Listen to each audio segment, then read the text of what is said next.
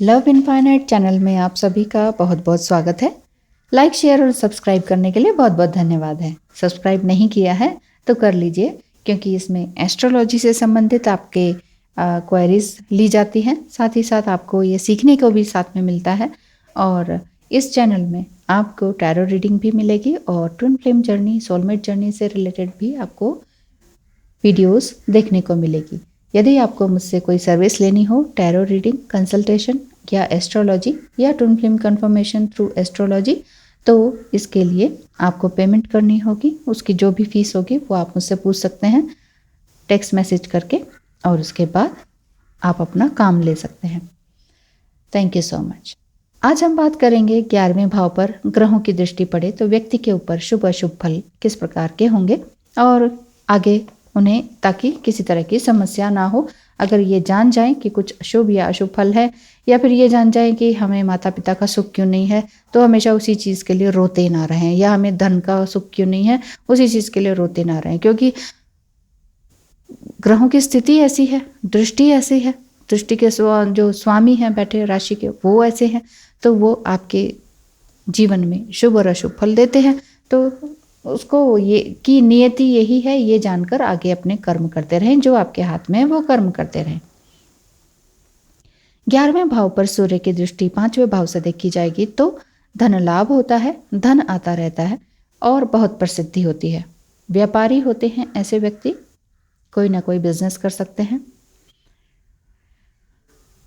और इनकी जो प्रथम संतान होती है, उनको ये उनके प्रथम संतान के नष्ट होने का, या फिर ये कह सकते हैं फर्स्ट मिसकैरेज होने का कारण भी यही होते हैं।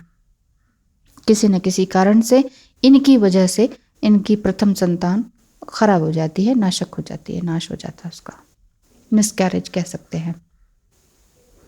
यदि 5वें या 11वें भाव में सूर्य हो तो प्रथम संतान से ये वंचित हो सकते हैं।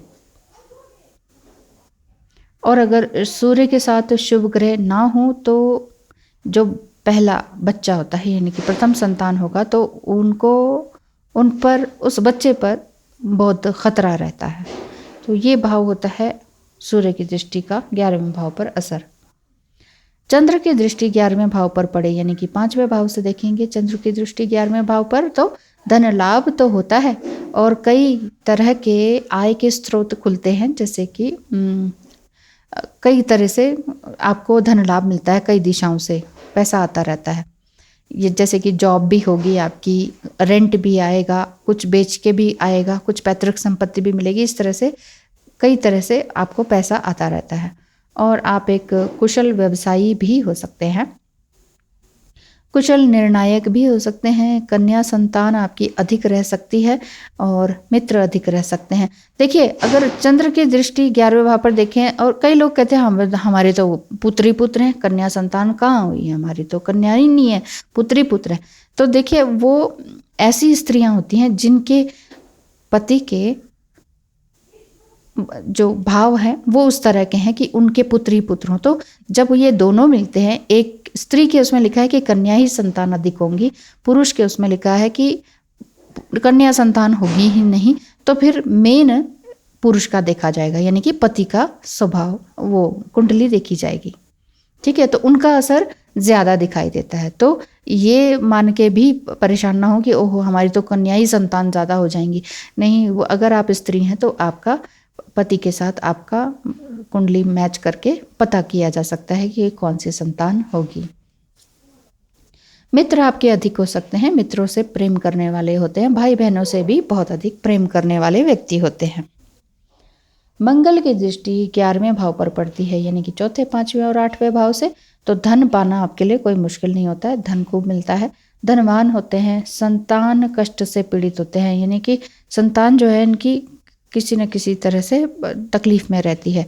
कुटुंब के परिजनों के दुख से दुखी, यानी कि जो परिवार में आपका कोई परिजन है, कोई आपका फैमिली मेंबर है, उसको कोई दुख है तो उसके दुख से आप दुखी होते हैं, ये वाली बात हो जाती है। ठीक है, यदि बुध की दृष्टि 11वें भाव पर पड़ती है तो, यानी कि 5वें भाव से देखा जाएगा, तो यथेष्ट धन अर्जित करने वाले, जितना चाहते हैं उतनी अपनी इच्छा से धन अर्जित होती ही है। संतान से युक्त होते हैं, खूब संतानें होती हैं, पुरुष संतान भी अच्छी होती है, विद्वान बहुत होते हैं और हर कला में निपुण होते हैं। कोई भी कला देख ले, 16 तरह की कलाएं होती है ना, तो कोई भी कला में ये निपुण होते हैं। जो भी कला इनको आती है ना, 5 प्रकार की 6 प्रकार की, तो वो सारी कलाएं इनको बहुत अच्छी आती होंगी। देखते होंगे आप कोई एक इंसान या आपका ही कोई बच्चा हो के आप कहेंगे अरे टेक्नोलॉजी में भी बहुत अच्छा, ड्राइंग में भी बहुत अच्छा, ये तो खाना भी अच्छा बना लेता है, ये तो डांस भी अच्छा कर लेता है, कितना अच्छा मोटिवेशनल स्पीकर भी है। तो इस तरह से कुछ लोगों में कई तरह की कलाएं में वो निपुण हो जाते हैं, तो वो बुध की दृष्टि 11वें भाव पर होती है, तब होता है ऐसा व्यक्ति। ठीक है।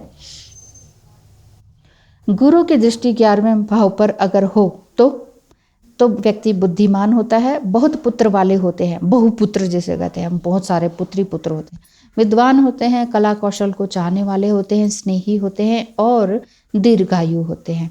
तीसरे, 5वें और 7वें भाव से गुरु की दृष्टि को देखा जाता है। अब यदि बात करें शुक्र की दृष्टि 11वें भाव पर पड़े तो किस तरह का जातक पर प्रभाव पड़ता है। शुक्र की दृष्टि 11वें भाव पर देखने के लिए 5वें भाव से देखा जाएगा। ऐसे में व्यक्ति को नाना प्रकार के लाभ प्राप्त होते हैं। वो नेता हो सकते हैं, कवि हो सकते हैं और कभी कभी पर स्त्रीगामी हो जाते हैं। नेता और कवि जानते हैं आप, नेता और कवि कभी ना कभी दूसरी स्त्री के साथ पर स्त्रीगमन कर ही जाते हैं। अब यदि बात करें शनि की दृष्टि 11वें भाव पर तो किस भाव से देखी जाएगी, दूसरे, 5वें और 9वें भाव से। तो ऐसे व्यक्ति वृद्धावस्था में पुत्र प्राप्त करते हैं। वृद्ध जब बूढ़े होने लगते हैं तो इनको पुत्र का सुख होने लगता है, या तो पुत्र की संतान ही बहुत लेट पैदा होगी, या फिर जो बेटा उनका ठीक से बात नहीं करता था, रिस्पेक्ट नहीं देता था, वो वापस से रिस्पेक्ट देने लग जाता है। अनेक भाषाओं के ज्ञाता होते हैं ऐसे व्यक्ति जिनकी शनि की दृष्टि 11वें भाव पर पड़ती है। साधारण व्यापार से भी ये बहुत सारा पैसा कमा लेते हैं, धन प्राप्त कर लेते हैं। इस तरह का होते हैं ऐसे व्यक्ति। दूसरे, 5वें और 9वें भाव से शनि की दृष्टि देखी जाएगी। राहु की दृष्टि 11वें भाव पर हो और केतु की भी दृष्टि 11वें भाव पर हो, दोनों का एक ही साथ बोल देती हूँ क्योंकि दोनों का सेम ही है। देखिए, तीसरे, 5वें और 7वें भाव से आप देखेंगे राहु की और केतु की दृष्टि 11वें भाव पर पड़ेगी तो कैसे देखेंगे, तो संतान से संबंधित आपको कष्ट रह सकता है, या संतान कहना नहीं मानेगी, या कुछ भी इस तरह का काम हो सकता है। निम्न तरह के कार्य करने वाले आप हो सकते हैं। विशेष लाभ से आप वंचित रह जाते हैं। जहाँ आपको बहुत सारा पैसा मिलना चाहिए, कोई ना कहीं से लाभ मिलना चाहिए, वो लाभ आपको मिल नहीं पाता है। तो ये सब कुछ होता है राहु और केतु की दृष्टि यदि 11वें भाव पर हो, लाभ भाव पर, तो ये आपको उस तरीके से धन वगैरह नहीं दे पाता है, तो थोड़ी सी मुश्किल होती है। यदि आपको भी अपनी कुंडली एनालिसिस करानी है तो बताइएगा ज़रूर कहाँ पर आप अटके हुए, संतान से, धन से, माता पिता के सुख से, और क्यों है, क्या है, ये सब कुछ मैं बताऊंगी आगे। अगर आपको उनसे संबंधित और भी कोई रेमेडीज़ जाननी हो तो ये भी मैं पूरी अच्छी तरीके से मेहनत करके आपको बताऊंगी ज़रूर। धन्यवाद।